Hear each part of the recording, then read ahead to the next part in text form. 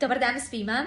Danas nam je završila 12. sesija, zadnja sesija u ciklusu školovanja za RDI konzultanta. Naime, ja sam pokrenula to školovanje za sve edukatore, za sve one koji jednog dana žele raditi to što radim ja, da postanu kvalificirani RDI konzultanti.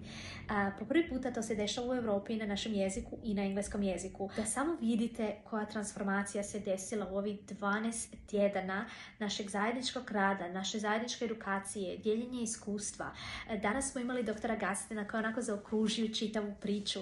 Na početku je doktorica Rachel Shilly otvorila RDI edukaciju i došla nam na sesiju. Meni je srce toliko puno zahvalnosti i toliko puno uzbuđenja u isto vrijeme, zato što ljude koji su se prijavili na RDI edukaciju čeka jedan predivan put. Ja se sjećam kad sam ja krenula s RDI edukacijom, to mi je bila najbolja investicija, dragi ljudi, koji sam mogla uložiti u sebe, u svoje vlastito znanje. Mnogi misle da će dobiti ne znam kakva znanja ako stavi direktno dijete da uči, a preskaču sebe. Ne. Bilo da ste roditelj, bilo da ste član obitelji, bilo da ste prijatelj, bilo da ste edukator.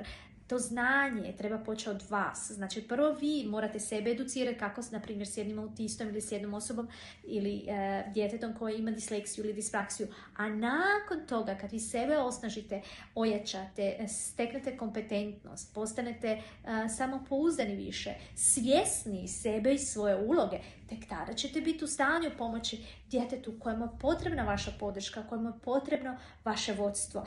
RDI je apsolutno ukazao meni, i to mogu danas potvrditi osobe koje su se prijavile za RDI školovanje, ukazao je na moć vlastitog znanja i na to koliko je zapravo koliko toga puno ovisi o nama, i isto tako dokazao da svako dijete iz spektra autizma ili s poteškoćom u razvoju može naučiti, želi se uključiti, želi imati svoje mjesto pod suncem na ovoj planeti, i zaista je tako. I mislim da kao društvo moramo prestajati zapravo da ih guramo u određene okvire, u određene oklope, u određene uloge.